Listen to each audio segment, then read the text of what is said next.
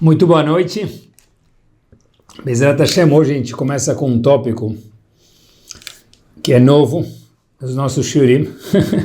Acreditem se quiser, na verdade não precisa nem acreditar se quiser, é só conferir no Spotify ou no nosso aplicativo Caraguila, ou no Spotify procurando por Caraguila, ou quem escuta no YouTube também, ou no nosso site caraguila.com.br. Na verdade, o tópico ele é novo para a gente aqui, meus queridos, mas ele é antigo, porque a gente encontra já na Torá Kedoshá, que tem mais de 3.000 anos. A Gemara no Tratado de Makot, ela ensina para a gente algo formidável, algo maravilhoso. Antes disso, quero, junto com vocês, dar uma pequena introdução. Se a gente for olhar, a Torá foi dada para o nosso povo e a gente tinha, como todo mundo sabe, Torá Shebichtav, escrita, e Torá Shebel-Peh, que é a Torá oral. Só que a Torá escrita era escrita e a Torá oral, ela era Torá oral de verdade. Quer dizer, Torá oral que um professor passava para o seu aluno, Moshe Rabbeinu recebeu de Hashem, passou para Yoshua, depois, centenas de anos depois, o professor passava para o aluno para o seu aluno, e ia uma corrente de um para o outro. Depois de um tempo, essa Torá oral também veio a ser escrita devido às perseguições, às dificuldades que o povo passou e começaram a esquecer a Torá. Então, nossos sábios perceberam que, apesar dela ter que ser oral, nesse caso era uma exceção, que Chachamim viram e chegaram a essa conclusão e permitiram que fosse escrita a Torá oral. E naquela época que eles escreveram a Torá, ainda assim, a Torá oral virou também, ela foi escrita, mas ainda é chamada de Torá oral, que são os Mishnayot, as Gemarot, os Midrashim. Mas quando alguém abria uma Gemara para estudar, ou uma Mishnah para estudar, ou um Chumash para estudar, não tinha Rashi. Um dos comentaristas Mor, chamado Rashi, que viveu há 1000 anos atrás, não existia. E a pergunta que deve incomodar todo mundo é como que eles estudavam uma Gemara sem Rashi? Tem muitas Gemarot hoje que se a gente abre elas sem o Rashi não dá para entender nada. Não é que o Rashi tem explicação dele e outros Rishonim explicam diferente. Tem Gemarot que nem dá para entender elas sem o Rashi. Eu de verdade que qualquer pessoa que estuda Gemara mesmo tem que ter essa dúvida alguma vez na vida. Como eles estudavam Gemara antes do Rashi chegar? A resposta tem que ser que eles eram gigantes e eles ainda, com todo respeito ao grande Rashi, eles não usavam Rashi porque eles não precisavam do Rashi. Mas o Rashi de verdade, quando a gente olha, foi escrito Beruach HaKodesh com providência divina. Quase que nevoar, na verdade. Depois veio legisladores como o Rambam, que ele codificou a Gemara, pegou a Gemara e colocou em leis as regras da Gemara, sejam elas pertinentes a hoje em dia, ou sejam elas que ainda não são pertinentes, porque a gente, por enquanto, ainda não tem Beit HaMikdash. Todas as regras da Gemara, todas as leis que saem de qualquer folha da Gemara, o Rambam codificou elas. E, posteriormente, veio o Shulchan Aruch, Rav Yosef Karo, a gente já está no ano de 1500 da contagem laica, e o Rav Yosef Karo escreveu o Shulchan Aruch, que é o Código de Leis, que já é um resumo. Tinha Gemara, veio o Rambam, o Rosh, o Rif, são o Rishonim, que viveram mais ou menos há 1000 anos atrás, e escreveram as leis. Veio o Shulchan Aruch, compilou esses 3 pilares, Rambam, Rosh e Rif, esses 3 pilares de homens, compilou eles num livro só chamado Shulchan Aruch, e a gente segue ele para saber qual que é a halakha. Posteriormente, acompanha onde eu quero chegar, do Shulchan Aruch fizeram um Kitsur, um resumo do Shulchan Aruch. E depois do Kitsur do Shulchan Aruch fizeram um Kitsur do Kitsur Shulchan Aruch, um resumo do Shulchan Aruch. E depois chegaram livros em inglês, depois fizeram um trabalho maravilhoso, aquelas Gemarot da ArtScroll, depois fizeram shiur de Daf Yomi, aí tem shiur de Daf Yomi em 5 minutos, em 10 minutos, para quem já não tem mais tempo. O que foi acontecendo, pessoal? Tinha a Gemara, E aí, de repente, veio o Rambam, veio o Rosh, o Rif, depois veio o Shulchan Aruch, afunilando, veio o Kitsur do Shulchan Aruch, o resumo do resumo, e hoje em dia tem livros que são resumos do resumo do resumo, com tabelas, com um monte de coisa. O que foi acontecendo? Nesses primeiros 3, 4 minutos que a gente passou o shiur agora, a gente viu de uma forma um pouquinho mais elucidada o que a Gemara e nossos sábios em muitos livros chamam de Itkatnut Hadorot. Quanto mais longe do Har Sinai vai ficando, mais a geração, a capacidade das pessoas vai diminuindo. Não que o mérito das pessoas seja menor, não, mas a capacidade cognitiva das pessoas de estudo ela é menor. Fato é que, de novo, antes não precisavam nem do Shulchan Aruch, eles se viravam com a Gemara. Depois o Shulchan Aruch veio, aí veio o resumo do Shulchan Aruch para falar qual que é a lei. Depois o resumo do resumo. Aí tem um livro em inglês que explica o outro livro em inglês. E daí para onde a gente chega hoje em dia.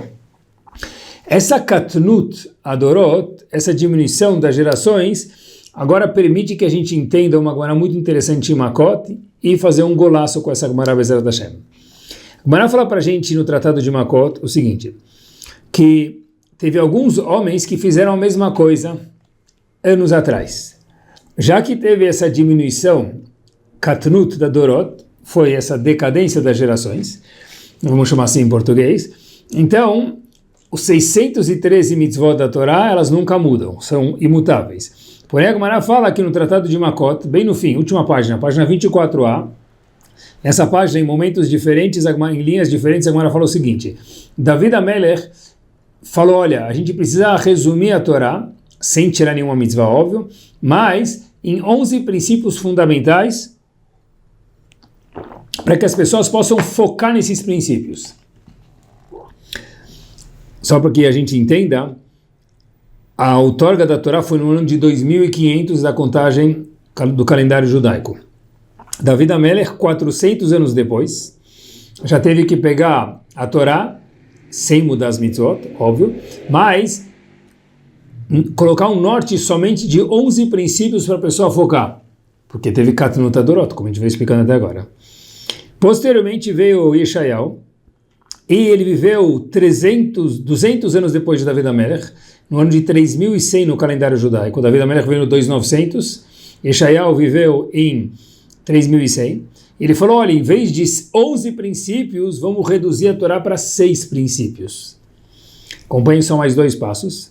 Veio Michá veio 80 anos depois de Yeshayahu. Quer dizer, na trave. E já reduziu a Torá de 6 princípios para 3, porque os 11 de David já eram muito, os 6 de Yeshayahu já eram muito, e agora eu tenho que fazer 3. E por último veio Havakuk, 40 anos depois, pessoal. Olhem quanto pouco tempo depois tem a mudança. E ele falou, vamos manter em um princípio só para a pessoa focar, já é muito, mais que isso não dá. Black Friday. Tzadik be'emunato yichyeh. Havakuk falou que o princípio maior da última fase do mundo, que é a que a gente vive, que a pessoa precisa viver focando em uma coisa, sua emuná, sua fé. Eu queria trabalhar hoje, não nesse último princípio, no que Michá falou, são 3 princípios. Mas é curioso, mais uma vez, a gente vê que tem essa mesma ideia, que teve o Shulchan Aruch, o resumo do resumo. A gente viu que desde que a Torá foi dada, David HaMelech viu a necessidade de sintetizar a Torá em princípios. Yeshayahu, pouco tempo depois, fez menos princípios ainda para as pessoas focarem. Até que foi de 11, 6, 3 e 1 princípio fundamental. Eu queria pensar junto com vocês o seguinte, esses 3 princípios que Michá fez, um antes de Havakuk, 40 anos antes, Michá falou que a gente precisa se focar em 3 princípios. E, meus queridos, se alguém fala assim para a gente, olha, pega a Torá e me coloca 3 nortes na bússola da sua vida. Pensem junto comigo, eu daria essa lição de casa por 10 minutos, mas vou dar aqui para vocês 30 segundos. Enquanto eu vou falando, pensem quais 3 princípios a gente colocaria. Michá falou, eu já conto para vocês, 3 princípios que tem que nortear a vida do Yehudi. Tenta imaginar, de toda a Torá que a gente tem, de todos os valores que a gente tem, quais 3 princípios a gente escolheria. Bom, quem quiser pausar, pausa e depois continua. mas eu vou contar para vocês, para não pegar o tempo de vocês, obviamente. Micha pegou um pasuk no próprio livro dele, tem um dos livros do Tanakh chamado Micha, um dos Nevi, no 6º capítulo, disse Micha um pasuk muito famoso, se não é que fique agora. Higid lecha Adam. Vou te contar o seguinte, Yehudi, Adam, ser humano. Matov, o que é bom? O ma Hashem doresh mimecha. E o que Hashem espera de você? 3 princípios. O que? Number 1. Ki'im asot mishpat. Fazer justiça. Onde a Gemara explica, din, justiça. Quando a gente vê uma coisa errada, não deixar passar, fazer justiça. Quem roubou, tem que pagar, e daí por diante. Segundo princípio, ve'ahavat chesed, fazer atos de bondade, pode ser isso com uma boa palavra, com um sorriso, com dinheiro. E o terceiro e último princípio que Micha diz, que ele sintetizou a Torá em 3 princípios, ve'atznea lechet im Elohecha. Tenha tzniut, vamos traduzir como recato, im Elohecha, com Deus. E a Gemara fala a que ele se referia.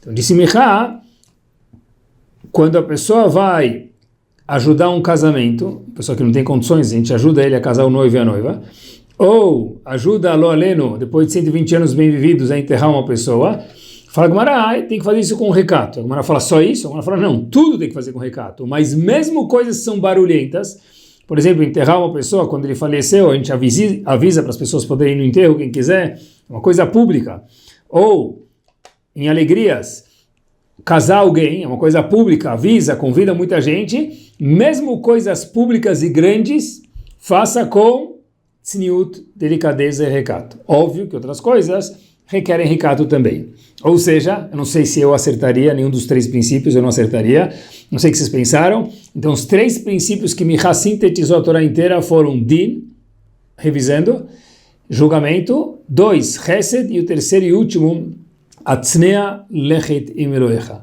Seja uma pessoa low profile. Viva abaixo do radar. Eu queria me concentrar no terceiro e último ponto e aprender ele de verdade hoje. Tzniut, recato. Quando a gente fala de tzniut e recato, logo vem à nossa cabeça a palavra saia, a palavra mulher. É verdade, uma mulher se vestir bem conforme o Shulchan Aruch, é uma das maravilhas do mundo e um mérito gigante ao cubo para essas mulheres. Mas eu queria aprender com vocês hoje o que quer dizer tzniut de verdade. Tzniut de verdade não se limita somente a isso. Eu me lembrei de uma Gemara que ajuda a gente a desvendar uma nova camada do que quer dizer tzniut. A Gemara no Tratado de Megillah, na página Tet Zayin Amud Bet, 16b, a Gemara diz o seguinte: Yaakov teve que sair da casa dos seus pais para fugir de Esav. Ele ficou alguns anos longe. Só que de Yitzhak e Rivka, seus pais. E aí ele, óbvio, ficando longe dos pais, ele não tinha como fazer a mitzvah jackpot chamada Kibud Avayim, respeitar o pai e a mãe. Porque ele não tinha como ajudar o pai e a mãe estando longe. Então, ele foi, na verdade, a Gemara conta que ele teve um prejuízo, um déficit, algum tipo de erro, de ele estar longe dos pais por não ter feito Kibud Avayim, durante o tempo que ele ficou morando na casa de Lavan e daí por diante. Mas, de toda essa conta, 14 anos ele tem um coringa, que ele não é contabilizado por isso. Mas como ele também não fez Kibud Avayim nesses 14? Fala assim, é verdade. Mas já que ele estava na yeshiva de Shem e Ever, estudando Torá, Yaakov, então esses 14 anos, já que Talmud Torá é o coringa, então protegeu ele, e sobre isso ele não tem contabilidade de não ter feito Kibud Avayim, respeitar o pai e a mãe, mais uma vez Yaakov por estar longe. Agora, olhem que interessante, como a gente sabe que Yaakov, acompanhe comigo que Power, ficou 14 anos estudando Torá na yeshiva de Shem e Ever, a Gemara traz dezenas de linhas, fazendo contas de um personagem da Torá com outro, com a idade de um com outro, para provar que Yaakov ficou 14 anos estudando Torá, e justo esses 14 ele não foi castigado, por não ter feito Kibud Avayim. A pergunta é, por que Hashem, em vez de fazer de uma forma que a Gemara tem que gastar quase que uma página inteira para chegar a essa conclusão, uma Gemara um pouco difícil até matematicamente falando, por que não falou que Yaakov, a Torá podia contar para a gente, Yaakov ficou na casa de Shem e Ever estudando Torá? Por que tem que falar de um jeito que a gente tem que fazer conta a partir de outros personagens para assumir idades e no fim chegar à conclusão que foram 14 anos? Habibi, Hashem devia ter falado de uma vez, Yaakov ficou 14 anos estudando Torá. Igual que a Torá conta pra gente quantos anos ele ficou na casa de Lavan, explicitamente. E mais uma pergunta, para a gente entender o que é tzniut de verdade. No começo de Parashat Vayetze, a Torá conta pra gente algo famosíssimo. Yaakov chegou num lugar, ele adormeceu. É o lugar do Beit HaMikdash, como todo mundo sabe. Ele sonhou com aquela escada com os anjos subindo e descendo. O Pasuk fala... Vaishkav bamakom ha'u. Yaakov, mesmo personagem, bem depois, dormiu naquele lugar. E aí o Rashi pula da cadeira e fala, opa, um minuto, câmeras, ação, diz Rashi. O quê? Agora ele dormiu. Vaishkav bamakom ha'u, ele dormiu aqui. Óbvio que ele dormiu aqui. Dormiu aonde então? Não, eu te contar que ele dormiu justo aqui e não em nenhum outro lugar. O que isso quer dizer? Nos anos anteriores, diz Rashi, ele estava na Yeshiva de Shem Vaever, aquela que a gente contou antes, e naqueles 14 anos, Rashi nunca dormiu, Yaakov nunca dormiu na cama. Ele às vezes dormia um pouquinho assim em cima da mesa, e depois voltava a estudar. Não que ele cada vez que abria um livro dormia, não é isso? Ele dormiu muito pouco. Na verdade, acabou. Eu lembro, entre parentes, que meu Rosh Hashivá me contou, uma vez, que o pai dele, só Shabbat, dormia na cama. Os outros dias, ele deitava um pouquinho lá no escritório dele, cochilava, e de imediato voltava a estudar Torá. Que a gente vê uma coisa que não é tão novidade assim. Mas, mais uma vez, como a gente sabe que ele ficou 14 anos sem dormir, porque o pastor fala que ele só dormiu aqui, a gente infere que ele ficou 14 anos sem dormir, porque ele só dormiu aqui. Os últimos 14 anos ele não dormiu quase que nada. Tá, é maravilhoso isso, pessoal. Mas tenta imaginar se tivesse uma yeshiva, que tivesse um aluno, ou alguns alunos, que estudaram ininterruptamente 14 anos sem parar. Não que eles não voltaram para casa Pesach, Sukkot, feriado, férias, Réveillon, nada. Estudando 24/7. Pessoal, imaginem a propaganda que essa yeshiva faria. Fotos, vejam nossos alunos, né? Olha que yeshiva maravilhosa que a gente tem, e daí por diante. Minha pergunta é, e por que Hashem não fez isso?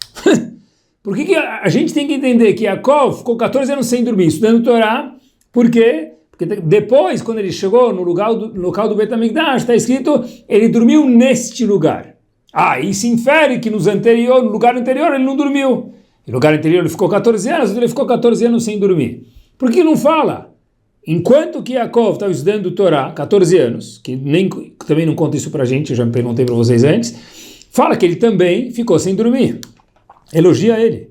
Faz igual o Yeshiva, um jornalzinho. Põe uns psukim na Torá para bombar o Ibope com respeito de Yaakov. Aprende. Estimula as pessoas a fazer a mesma coisa. A resposta, meus queridos, é porque a Torá não contou os 14 anos que ele ficou estudando na Yeshiva de Shem Vever. E porque também a Torá não conta explicitamente que ele ficou sem dormir nesses 14 anos, que foram as duas perguntas que a gente fez, é o seguinte. Refrigerante, pessoal, precisa de propaganda. Outros utensílios também, para a pessoa vender. Sem propaganda, propaganda é a alma do negócio, é verdade.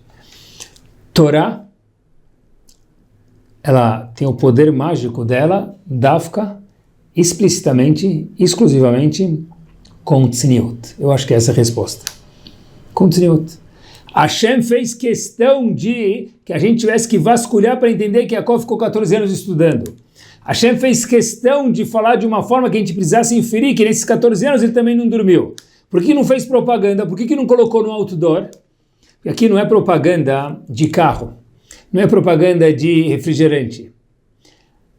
Torá tem um poder especial, já que a gente está falando hoje de tzniut, quando é estudado com tzniut. Não que a pessoa precisa se esconder para estudar Torá, claro que não, mas a pessoa não precisa estudar a Torá nos olhos do povo, porque a Torá não requer propaganda. Não precisa colocar no Insta que a pessoa estudou a Torá.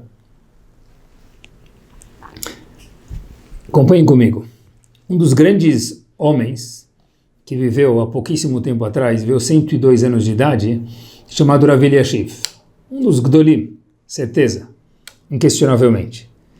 Aonde ele estudava, você sabe? Rav Eliashiv estudava Gemara, a Shulchan Aruch, tudo que ele estudava, numa sinagoga sozinho perto da casa dele. Vazia a sinagoga, ele sentava lá. Ah, por que ele estudava em público? Porque o estudo de Torá não precisa necessariamente ser feito em público para que todo mundo saiba. Me permitam mais um ou dois exemplos. Tem muitos. Eu peguei dois exemplos talvez que a gente possa se relacionar um pouquinho melhor. Era Chaim Kanievsky, onde estudava, no escritório, na casa dele. Recebia pessoas em momentos, e o resto todo dia e noite, madrugada, ele ficava estudando.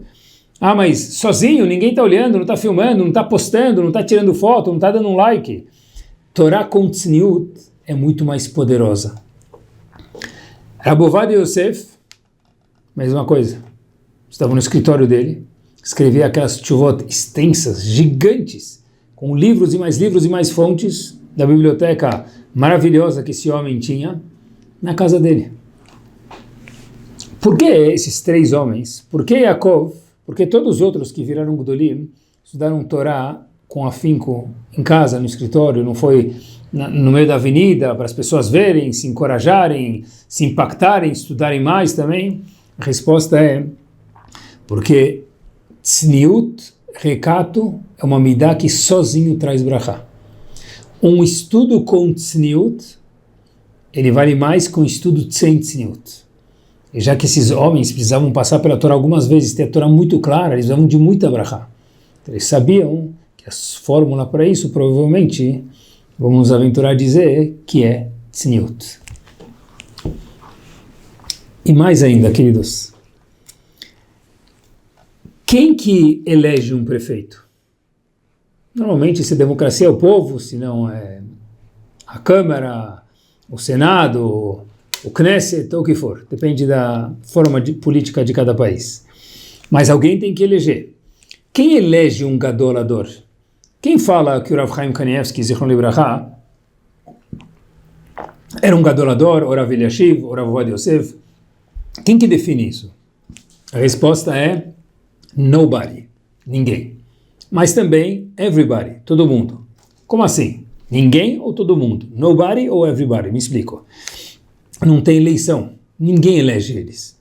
Mas por outro lado, quando Hashem aponta a lanterna para esses homens, everybody, todo mundo concorda que eles viram o gigante da geração. É nobody e everybody, ninguém e todo mundo.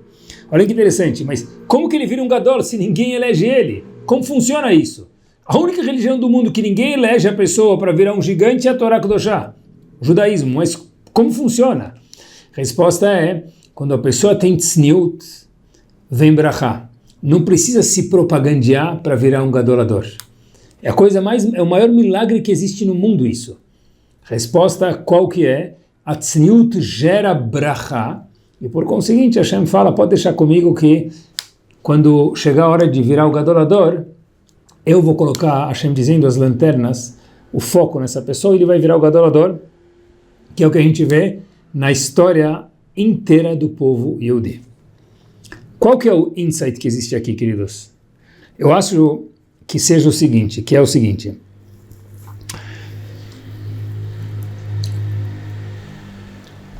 Quando a gente olha, eu costumo dizer que o melhor rabino, qual que é? Qual o melhor rabino? Rebbe Hanania ben Akashá. Por quê?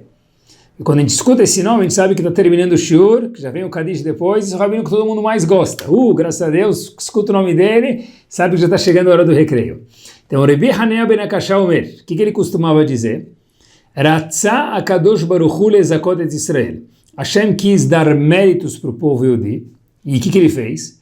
Lefichach, portanto, Hirbá lahem Torah u mitzvot, deu 613 mitzvot. Um minuto, espera aí. Rebbe Hanania, uma pergunta para você. Como assim? Se Hashem quer dar méritos para a gente, dá 2, 3, 10 mitzvot, 20 mitzvot e acabou. Quando Hashem dá 613 mitzvot, a pessoa tem muito mais chances de errar. Então, em vez de dar 613 mitzvot, é o que a gente tem, dava 10. A gente ia saber elas de cabo a rabo, ia cumprir as 10 e acabou. Todo mundo ia tirar a medalha de ouro nas Olimpíadas. Por que Kadosh Baruch Hu lezakot et Israel? Hashem quis dar méritos, zechut para a gente, lefichach, portanto, hirbá lahem Torah mitzvot. Peraí, ter mais obrigações é melhor? Nunca. O que Rabbi Hanina ben Akashá quis dizer para a gente? Daqui para frente, quando a gente escutar, pelo menos a gente vai entender o que a gente está falando. A resposta é o seguinte. Os Rishonim respondem para a gente da seguinte forma. Rabbi Hanina está falando para a gente o seguinte, olha, pessoal, olhem o que é uma mitzvah. Uma mitzvah feita 100%, a pessoa já ganha o visto para o Olam Haba. Isso mesmo. Assim diz o Rambam, mitzvah feita 100%, ele já ganha o Olam Haba. Então, por que precisa de 613? Agora sim, vem Rabbi Hanina ben Akashá Omer, Habibi, uma mitzvah bem feita, já ganhou o Olam Haba. O que eu vou fazer? Eu vou te dar 613 opções para que você faça uma 100% e isso já é o Olam Haba. Rabbi Hanina ben Akashá Omer, Kadosh Baruch Hu lezakot et Israel, nos dar méritos. O que ele fez? Lefichach, portanto, deu muitas mitzvot. A gente perguntou, mas é ruim? Não. Tenta imaginar que a gente tem que acertar uma bolinha lá na cesta de basquete. Se a pessoa tem uma bola para acertar na cesta de basquete, talvez ele acerte, se ele for muito bom. Agora, se ele tem 613 bolas, uma ele vai acertar. Esperamos. Foi isso que Rabbi Hanina ben Akashá Omer. Que Hashem deu muitas mitzvot para que a gente pudesse fazer uma completa. Porque uma completa, não mais ou menos, 100%, essa pessoa ganha o visto para o Olam Haba. Agora, o que quer dizer uma mitzvah completa?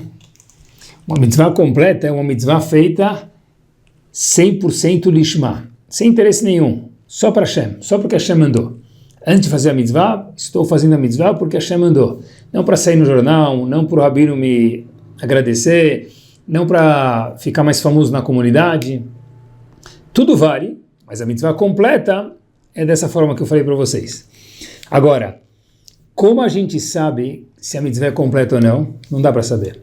Agora preste atenção comigo. Olha que eu estou preparando o shiur, me veio uma luz à cabeça. Quando alguém faz uma mitzvah com tzniut, que não tem ninguém olhando, é muito provável que a mitzvah seja lishma, com intenção correta. Por quê? Porque não tem ninguém olhando. Então por que ele está fazendo a mitzvah? Só porque Hashem mandou. Essa é a mitzvah que Rabbi Hanina ben Akashá Omer. Uma mitzvah feita por completo, sem outro interesse, ela já dá o jackpot para o Olam Haba. O que isso se refere? Tzniut. Quando a pessoa faz uma mitzvah, mesmo que não tenha ninguém olhando, óbvio que pode fazer mitzvah na frente dos outros, mas quando a pessoa faz uma mitzvah, mesmo quando não tem ninguém olhando, com tzniut, essa é a maior brachá do mundo, porque essa mitzvah provavelmente é lishma, e uma dessas já garante o Olam Haba. Gigante. Entendam o poder de tzniut. Tzniut é eu comigo mesmo, não eu para os outros. Óbvio que se a gente faz uma mitzvah, para que a outra pessoa veja e me agradeça e tal, também valeu, certeza. Mas é incomparável com uma mitzvah feita lishma, com o interesse único de fazer a vontade de Hashem. E para isso precisa de tzniut. Quando a gente faz uma mitzvah com tzniut, é eu comigo mesmo, eu com o Karaguila, e não eu para os outros. Que o mundo hoje em dia, a gente só é chamado que almoçou se postou em algum lugar o que a gente almoçou. Só é chamado que a gente foi de férias para tal lugar se todo mundo tem que saber que está no Insta. A Torá fala, olha, a gente vive numa geração um pouco diferente nesse ponto dos valores da Torá. Faça com tzniut, porque tudo que a gente faz com tzniut, que a gente vem provando até agora, gera brachá. E tzniut não é para mulher. É para mulher também, mas é para homem também. Isso é tzniut de verdade. Contar para vocês, pessoal, para a gente ver que tzniut é eu comigo mesmo, não eu para os outros. Natan, a história vem da seguinte forma. Havia um homem chamado Natan, pai que estava esperando o grande dia chegar. Até estudou numa yeshiva, e chegou o dia de levar o filho dele para estudar na yeshiva, na mesma yeshiva que Natan estudou. Ele entra na yeshiva, e ele foi deixar o filho dele, deixou o filho dele lá, voltou, e ele queria ver como o filho estava, então foi passar Yom Kippur junto com o filho na yeshiva. Ele senta do lado do filho, o Rosh Yeshiva deu um shiur na noite de Yom Kippur, e ele trouxe um dos comentaristas chamado Meshech Chochmah. O filho que estava do lado do pai, até o pai, o filho que estava do lado dele, escutando o shiur do Rosh Yeshiva, fez uma pergunta maravilhosa. Então, ele foi com o filho na frente de todo mundo, depois tinha terminado o shiur, fazer a pergunta. E o Rosh Yeshiva olhou, falou um pouquinho assim, passou. Não fez todo um fuzuê da pergunta, que era uma pergunta muito, muito boa. Então o pai ficou um pouco assim conturbado, falou, puxa vida, meu filho fez uma pergunta tão boa, pensei que o Rabino ia dançar com ele, carregar ele, falar, arrasar com uma bruco para ele, falar, uau, você é o cara. E o Rabino escutou, respondeu, não fez muito grande caso disso. Ficou um pouco perturbado o pai, Natan, que já tinha estudado na yeshiva com aquele Rosh Yeshiva, e falou, olha, a melhor coisa que tem no mundo não é ficar com a dúvida, é perguntar.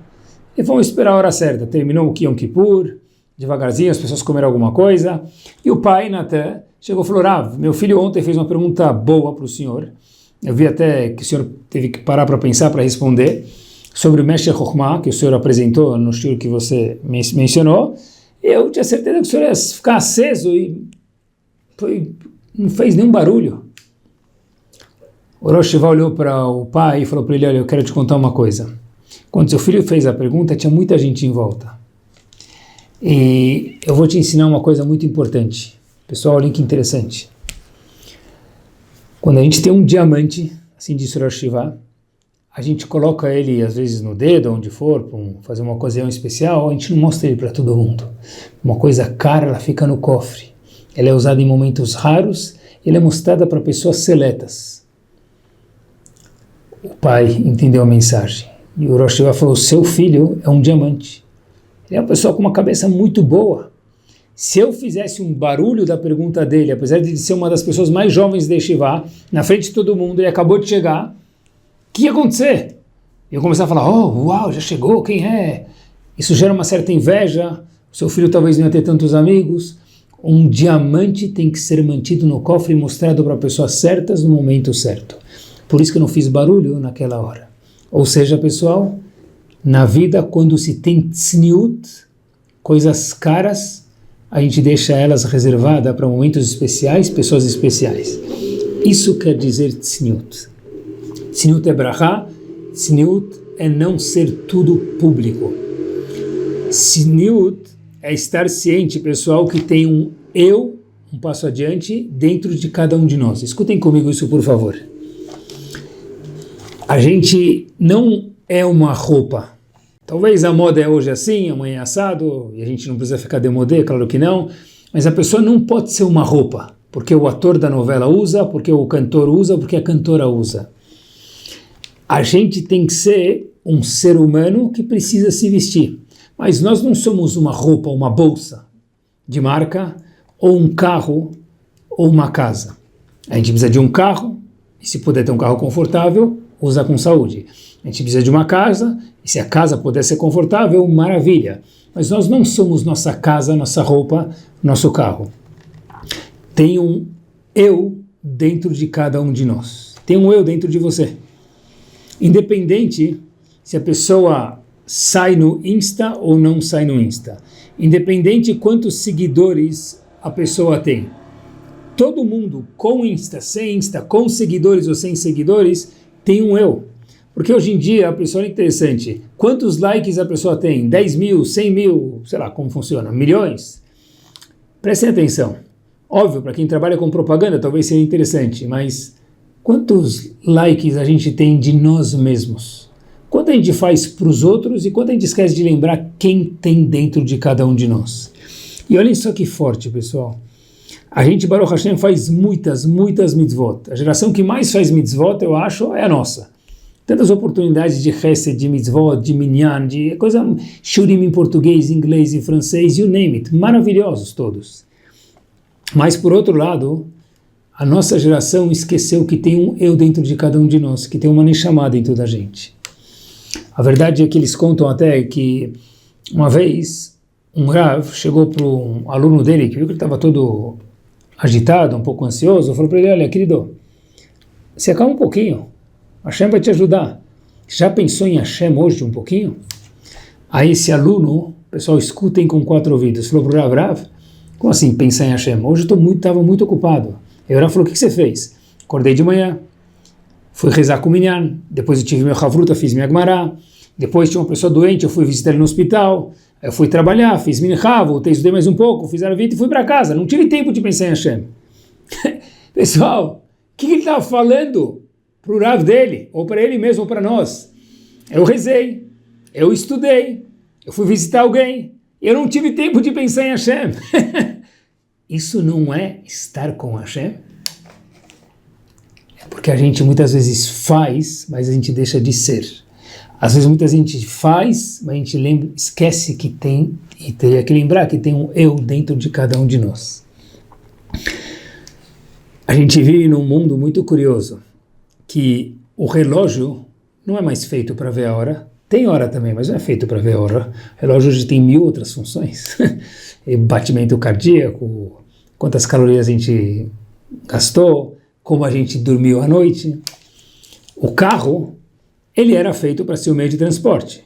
Hoje em dia é uma das funções do carro, mas muito mais do que isso, o carro virou um objeto de luxo, virou um objeto de o que meus vizinhos vão falar de mim, o que o pessoal do trabalho, da sinagoga vai falar de mim.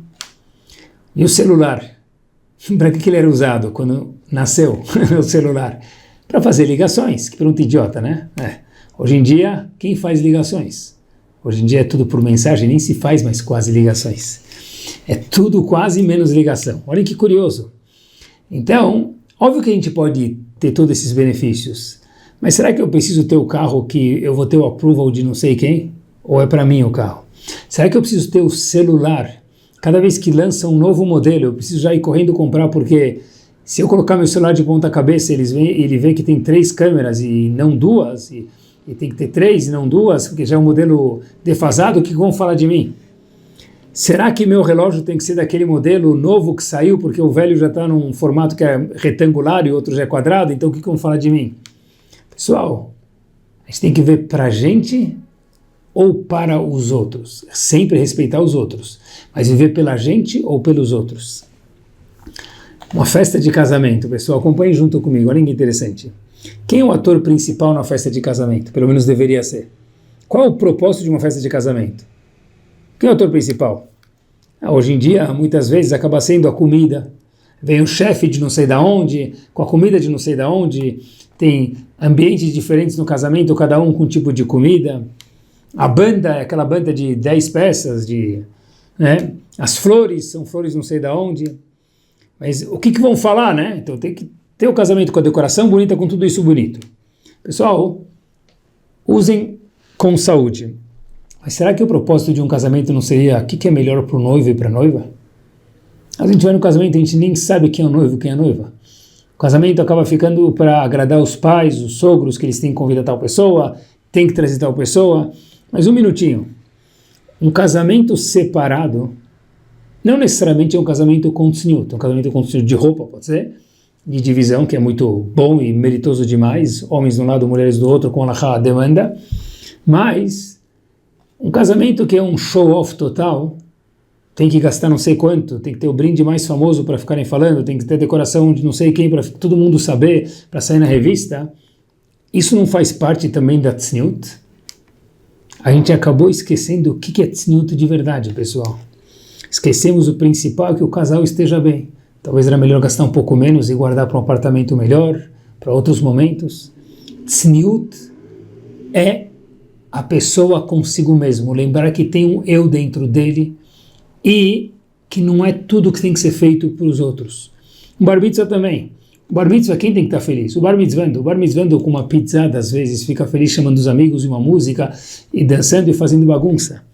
O bar mitzvah acaba muitas vezes sendo festa para o pai, para a mãe. Mas peraí, porque todo mundo precisa saber que eu convidei, que eu fiz. De novo, vale a pena reanalisar e pensar um pouquinho. O mais maravilhoso de tudo é que não tem uma resposta única para isso. Cada um pode melhorar um pouquinho, dar uma apertada no nosso parafuso em direção mais próxima a Hashem. Mas é que precisa ter tzniut, sim. Porque tzniut traz bracha, pessoal. Tzniut é lembrar que tem um eu dentro de cada um de nós. A gente não precisa viver fazendo pelos outros. A gente tem que ajudar os outros, mas não viver pelos outros. E olhem como isso tudo é tão importante, pessoal. Nessa fase final do Shur. Depois dos 120 anos de idade, que a pessoa viva com muita saúde e alegria. A pessoa, o que vai sobrar da pessoa? Só o eu dele. Só o eu de cada um de nós. Agora, se a pessoa é o carro dela, se a pessoa é a casa dela, é o relógio dela, é o celular dela, que é o 11º dedo de cada um de nós, então, na verdade, o que vai sobrar da pessoa depois de 120 anos? Boa pergunta. A gente que escolhe. Como tudo na vida, a gente tem a opção de escolher.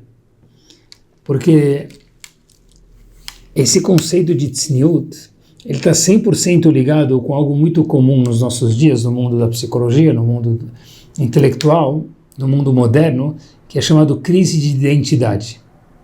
A pessoa chega em algum momento na vida, ele fala, estou com crise de identidade. Óbvio, se a pessoa nunca investiu no eu dele, no eu interno dele, então a pessoa não tem identidade. É óbvio que ele vai ter crise de identidade, porque ele nunca teve uma identidade.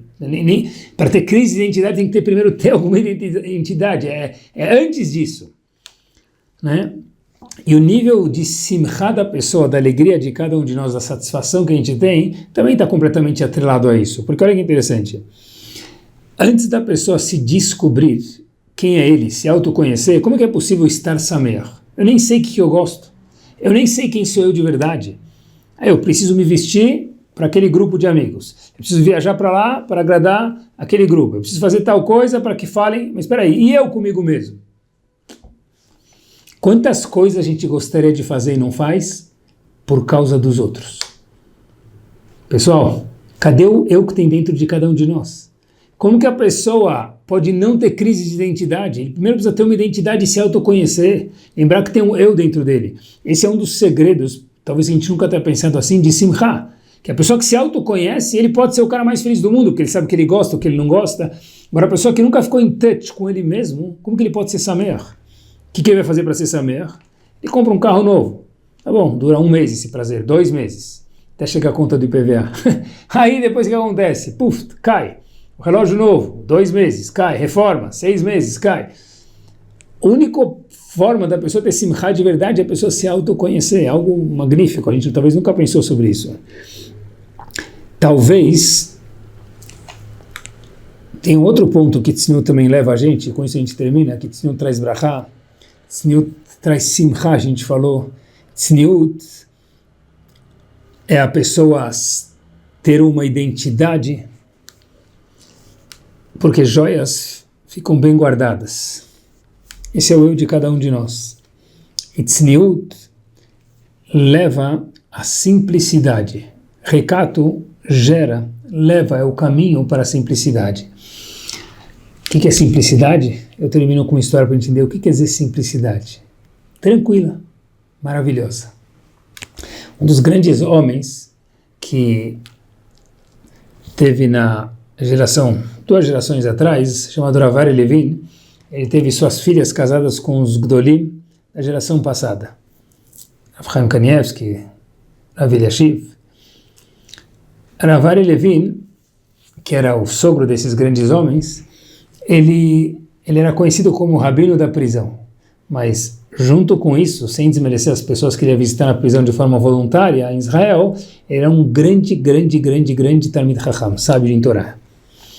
E, no momento, ele escutou que teve uma mãe que ficou com 2 filhos em casa, o pai acabou falecendo cedo.